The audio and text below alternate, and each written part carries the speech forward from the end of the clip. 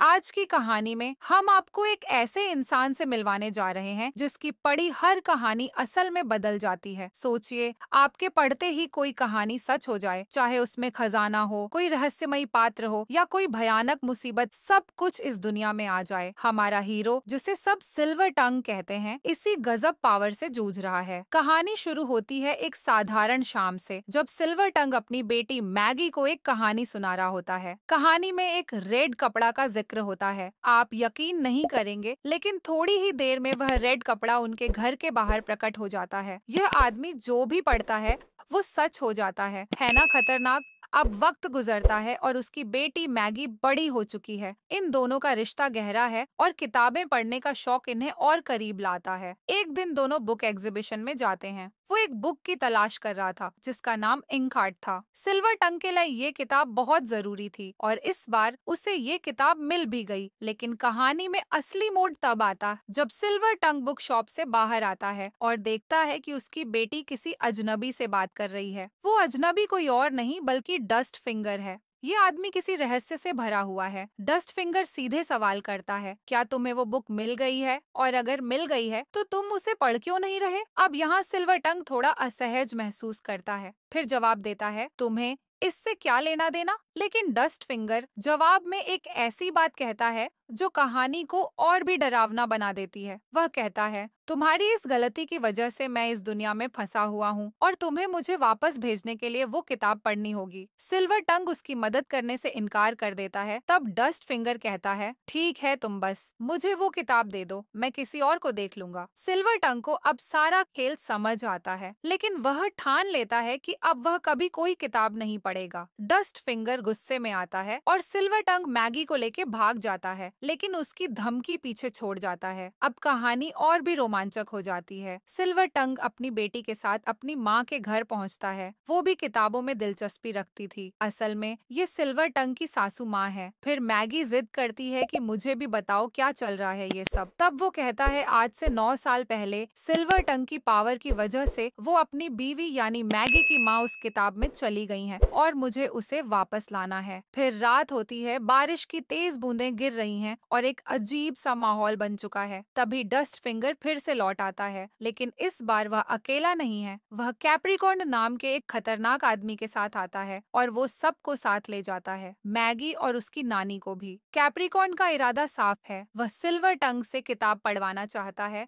और इस बार किताब है अली बाबा और 40 चोरों की। जैसे ही सिल्वर टंग पढ़ना शुरू करता है, सोने की बारिश होने लगती है, लेकिन इसके साथ साथ अली बाबा खुद भी असलियत में प्रकट हो जाता है। यहाँ कहानी में एक बड़ा ट्विस्ट आता है। कैप्रिकॉर्न को दूसरी दुनिया में वापस जाने में कोई दिलचस्पी नहीं है। वह तो इस दुनिया में रहकर सोने का अंबार इकट्ठा करना चाहता है। वह अपने फायदे के लिए किताबें जला देता है ताकि उसे कभी दूसरी दुनिया में न जाना पड़े। लेकिन यहाँ पर कहानी में डस्ट फिंगर फिर से एंट्री मारता है। वह कैप्रिकॉर्न से कहता है, तुम्हें तो फर्क नहीं पड़ता, लेकिन मुझे वापस बुक की दुनिया में जाना है। लेकिन कैप्रिकॉर्न कहता है, तुम कहीं नहीं जा रहे, मैं यहाँ रहकर अपनी नई जिंदगी जीऊंगा और इस किताब को यानी इंक हार्ट जिससे वह बाहर आया था। और फिर कैप्रिकॉर्न वह किताब जला देता है। अब सिल्वर टंग, डस्ट फिंगर और कैप्रिकॉर्न तीनों फंस गए हैं। कहानी यहाँ खत्म नहीं होती, बल्कि अब इन तीनों की असली लड़ाई शुरू होती है। कौन बचेगा, कौन किससे बदला लेगा और क्या सिल्वर टंग कभी इस मुसीबत से बाहर निकल पाएगा? कहानी अब और गहरी होती है। कैप्रिकॉर्न ने सिल्वर टंग, उसकी बेटी और कुछ और लोगों को कैद कर रखा था। इस दौरान डस्ट फिंगर किचन में जाता है जहां उसे एक महिला दिखाई देती है, लेकिन यह महिला बोल नहीं सकती थी। कैप्रिकॉर्न ने उसे नौकर बनाकर रखा था, जैसे वह एक बंदी हो। वह कई बार भागने की कोशिश कर चुकी थी, लेकिन हर बार पकड़ी जाती थी। डस्ट फिंगर उससे इशारों में बात करता है। वह पूछता है, अगर तुम्हें एक मौका मिले तो क्या तुम फिर से भागोगी? महिला सहमति में सिर हिलाती है। डस्ट फिंगर उसे उकसाता है, लेकिन तुम आखिर किसके पास जाओगी?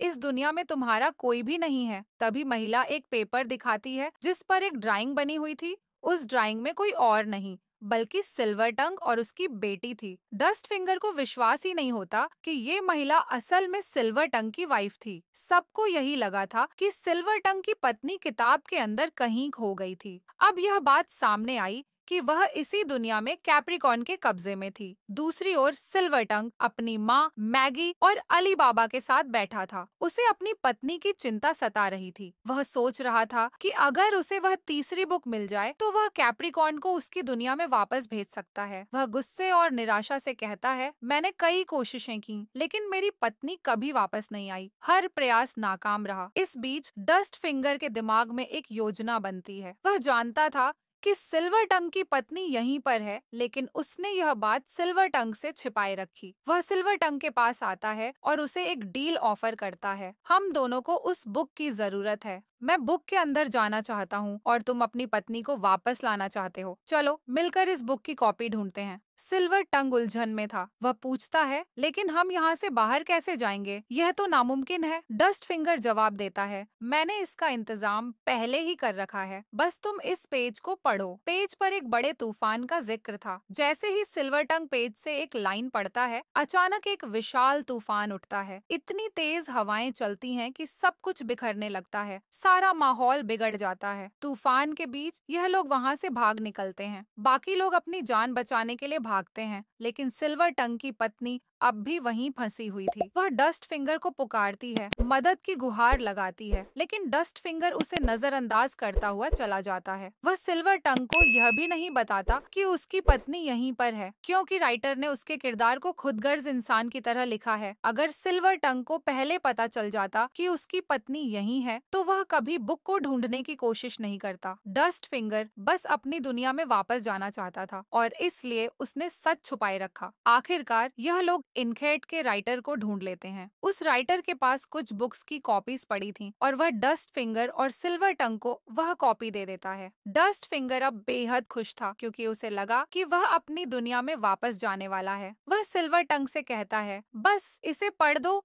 और मुझे मेरी दुनिया में भेज दो। लेकिन सिल्वर टंग अब उसे रोकता है, नहीं, पहले मैं अपनी पत्नी को बचाऊंगा, फिर तुम्हें भेजूंगा। डस्ट फिंगर कहता है, अगर तुमने पहले अपनी पत्नी को बुलाने की कोशिश की और वह न आई तो समय बर्बाद हो जाएगा। अब अंततः डस्ट फिंगर उसे सच बताता है कि उसकी पत्नी यहीं है, इस दुनिया में। वह सिल्वर टंग से किताब छीनने की कोशिश करता है और जाने लगता है। सिल्वर टंग गुस्से से आग बबूला हो जाता है। वह चिल्लाता है, तुमने मुझे यह बात पहले क्यों नहीं बताई? मेरी पत्नी यहाँ थी और तुमने मुझे अंधेरे में रखा। सिल्वर टंग डस्ट फिंगर से अपनी पत्नी की लोकेशन पूछता है और डस्ट फिंगर जवाब देता है, तुम्हारी पत्नी वहीं है जहाँ हमने उसे कैद में रखा था। अब दोनों के बीच तनाव और भी बढ़ जाता है। डस्ट फिंगर कहता है, तुम मुझ पर क्यों गुस्सा कर रहे हो? मैं बस वही चाहता हूँ जो तुम चाहते हो। तुम्हें तुम्हारी फैमिली चाहिए और मुझे मेरी। अंततः डस्ट फिंगर ने अपनी चाल चल दी थी, लेकिन कहानी अब एक खतरनाक मोड़ पर आ गई थी और वह कहता है, अपना शुक्रिया अपने पास रखो। तुम्हें बस मेरे साथ चलना है ताकि मैं अपनी बीवी को वहाँ से आजाद कर सकूं। सिल्वर टैंक बहुत परेशान था, इसलिए वह अपनी बेटी को उसी राइटर के घर छोड़कर डस्ट फिंगर के साथ अपनी वाइफ को ढूंढने के लिए निकल पड़ा। इधर सिल्वर टैंक की बेटी बैठकर एक बुक पढ़ रही थी। असल में इस बुक के पेज पर कुछ दिलचस्प लिखा था। अब बुक के अंदर एक डॉग का जिक्र था और देखते ही देखते बुक से एक असली डॉग निकलकर सिल्वर टैंक की बेटी के सामने आ गया। मतलब साफ था, सिल्वर टैंक की बेटी भी अपने पिता की तरह एक सिल्वर टंकी है। उसके पास भी वही ताकतें हैं जो उसके फादर के पास है। वह बुक से किसी भी फिक्शनल कैरेक्टर को बाहर ला सकती है। इसी बीच राइटर अंदर आता है, जिसने कैप्रिकॉर्न के लोगों ने बंदी बना रखा था। इसी समय कैप्रिकॉर्न के लोग भी वहां पहुंच जाते हैं। जैसे ही उन्होंने डॉग को देखा, उन्हें समझ आ गया कि सिल्वर टैंक की बेटी भी अपने पिता जैसी शक्तियों से लैस है। अब इस बच्ची को कैप्रिकॉर्न के पास ले जाया जाता है। उसके साथ राइटर को भी पकड़ा जाता है और कहा जाता है, तुम्हें यह बुक उसे कभी नहीं देनी चाहिए थी। अब राइटर और मैगी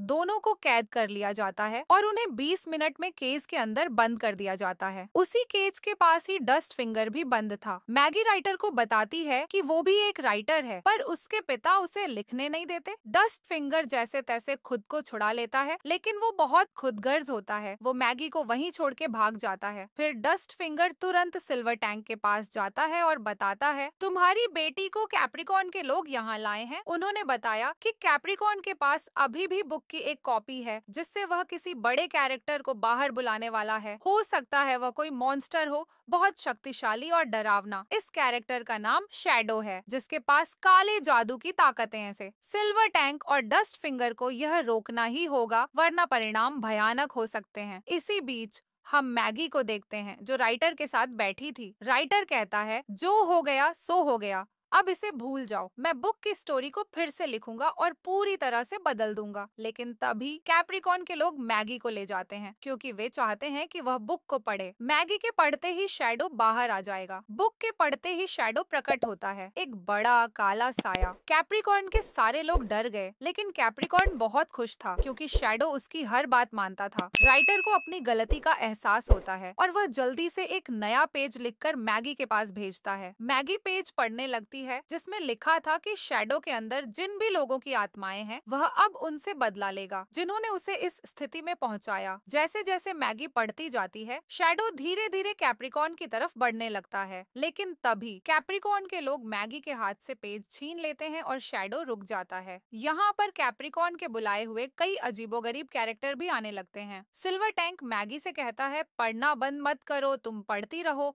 मैगी कहती है, लेकिन मैं क्या पढूं, मेरे पास तो पेज ही नहीं है। सिल्वर टैंक उसे एक पेन देके बोला, अपने हाथ पर लिखो और फिर पढ़ना शुरू करो। और मैगी भी वही करती है, वो अपने हाथ पर लिखती है और उसे पढ़ना शुरू कर देती है। फिर शैडो ने कैप्रिकॉर्न को पकड़ा और वो राख में बदल गया। उसके बाद शैडो भी अपनी दुनिया में लौट गया और जैसे ही मैगी जो पढ़ती है वही होता रहा। शैडो कैप्रिकॉर्न को राख में बदल देता है और खुद अपनी दुनिया में वापस लौट जाता है और अंत में वो अपनी माँ के लिए आवाज भी मांग लेती है। आखिरकार सभी कैरेक्टर्स जो इस बुक से बाहर आए थे, वो सब वापस बुक में चले जाते हैं, लेकिन डस्ट फिंगर जो बुक के अंदर वापस जाना चाहता था, बाहर ही रह जाता है, क्योंकि वो बहुत दूर खड़ा था। वह परेशान था, क्योंकि उसे लग रहा था कि अब वो कभी वापस नहीं जा पाएगा। लेकिन तभी सिल्वर टैंक अपनी वाइफ के साथ आता है। उनकी फैमिली अब पूरी हो गई थी। आखिरकार सिल्वर टैंक डस्ट फिंगर के लिए फिर से बुक पढ़ता है और डस्ट फिंगर अपनी दुनिया में लौट जाता है, अपनी फैमिली के पास। और इस तरह यह शानदार मूवी यहीं पर खत्म हो जाती है। अगर आपको यह मूवी पसंद आई हो तो कमेंट्स में अपनी राय जरूर दीजिएगा। अगली मूवी तक के लिए वीडियो अच्छा लगा तो लाइक करें, साथ ही सब्सक्राइब भी करें। धन्यवाद।